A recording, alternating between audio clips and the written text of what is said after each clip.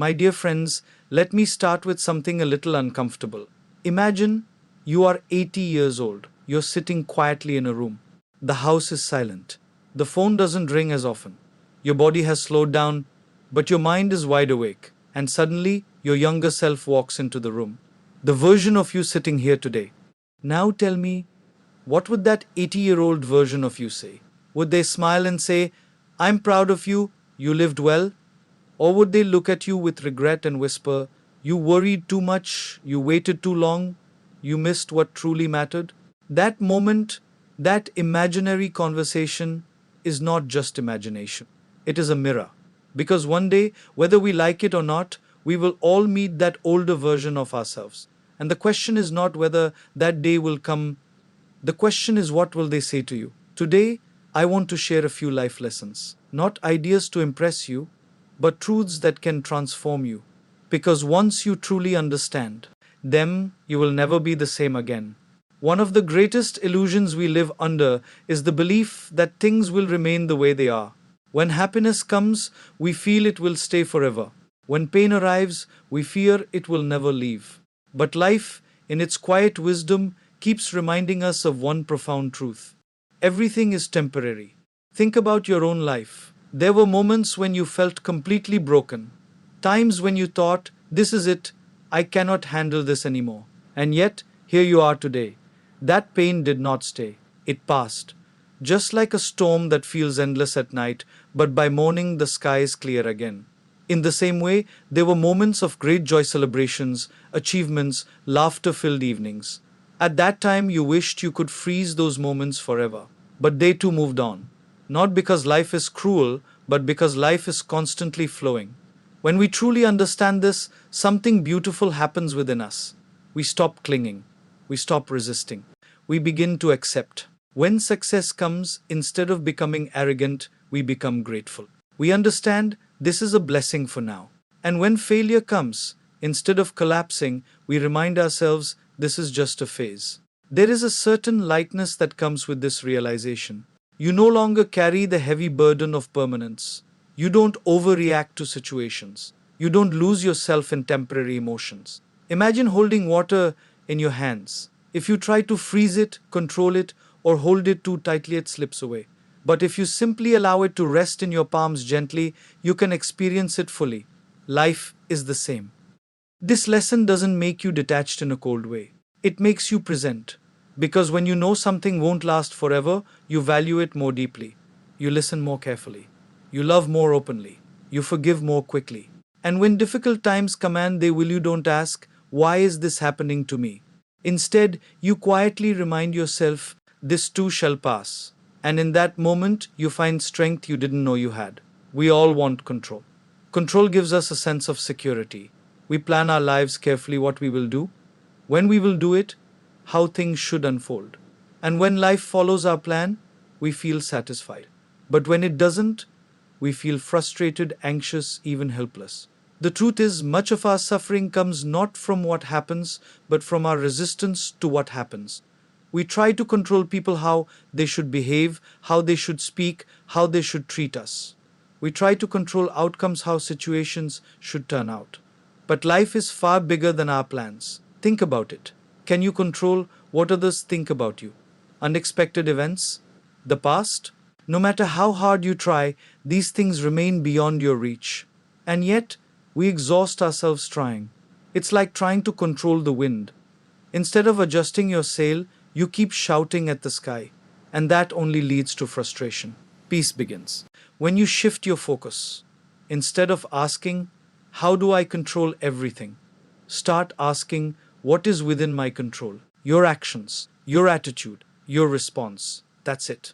There is a powerful freedom in this realization. You stop fighting battles you were never meant to win. Let me give you a simple example. Someone speaks harshly to you. You cannot control their words, but you can control your reaction. You can choose silence instead of anger, understanding instead of ego.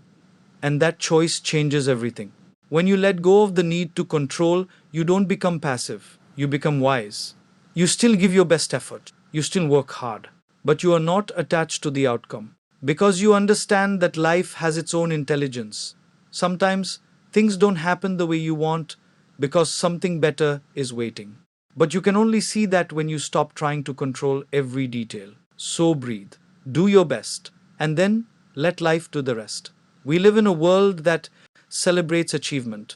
From a young age, we are taught to succeed, to get good grades, build a career, earn money, gain recognition. And there is nothing wrong with that.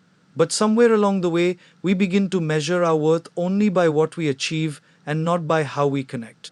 We become so busy building our lives that we forget to experience them. Let me ask you something honestly. What are the moments you truly cherish? Is it the late nights at work or the late night conversations with someone you love?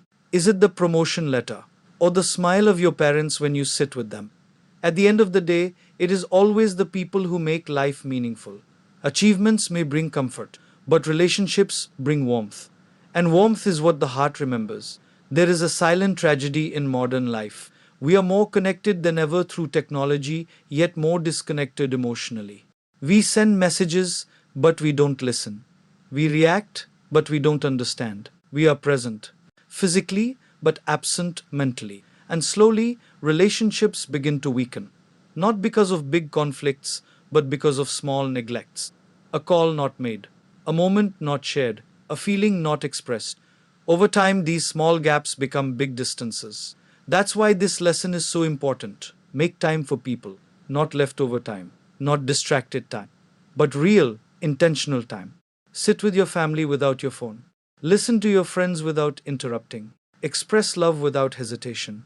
Because one day you will realize the meetings, the deadlines, the stress all passed.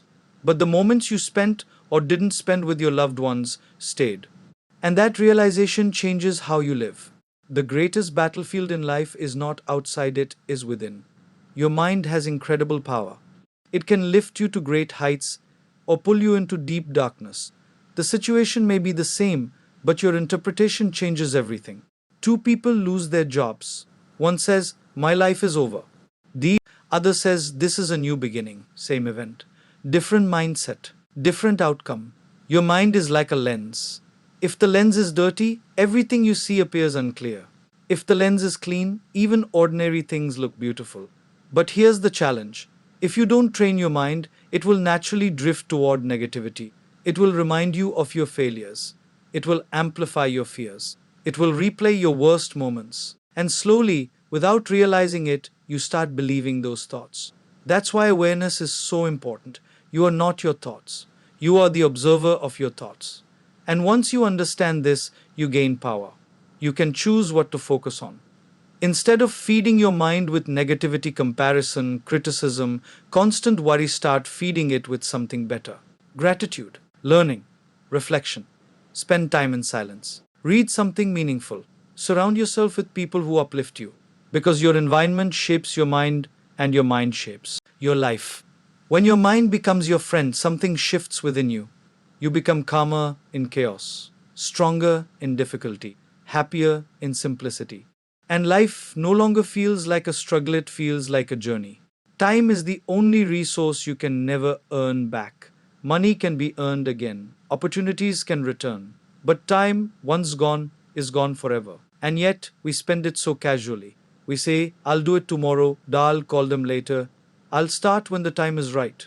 But the truth is, the perfect time never comes. Life is happening now.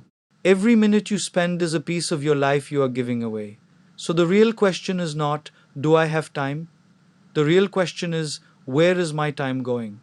If you observe carefully, you'll notice hours go into distractions, days go into worries, years go into things that don't truly matter.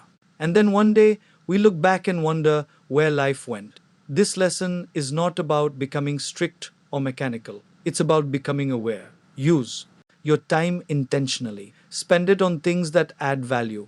Personal growth, meaningful work, deep relationships, inner peace also. Learn to let go of what drains your time. Unnecessary arguments, endless scrolling, holding on to past hurts, because every time you hold on to something that doesn't matter, you are letting go of something that does. Imagine your life as a bank account of time. Every day you are given 24 hours. How you invest it determines the quality of your life. And when you start valuing your time, something shifts. You become more present, more focused, more intentional. And slowly, you stop just existing and start truly living. Before I conclude, let me leave you with a simple story. There was an old man who lived in a small village. Every evening he would sit under a tree, watching the sunset. A young boy from the village noticed this and became curious. One day he went up to the old man and asked, "Grandfather, why do you sit here every day doing nothing?" The old man smiled and said, "I am not doing nothing, I am learning." The boy was confused. "Learning what?" The old man pointed to the sky and said, "When I was young, I was always in a hurry. I was running, chasing success, chasing recognition, chasing everything. I thought life was somewhere ahead of me. But now I realize life was always here." He paused and continued, "I was so busy trying to win life that I forgot to live it." The boy sat silently. The old man looked at him gently and said, "Don't make the same mistake. One day, you will realize that the most important things in life were not the things you were chasing, but the things you were too busy to notice." My dear friends, life is not just about reaching somewhere. It is about understanding that everything is temporary, letting go of control, valuing relationships, training your mind, and respecting your time, because in the end, life is not measured by how much you achieved, but by how deeply you lived. So when you finally meet that 80-year-old version of yourself, make sure they smile. Make sure they say, "You understood what truly mattered. Thank you."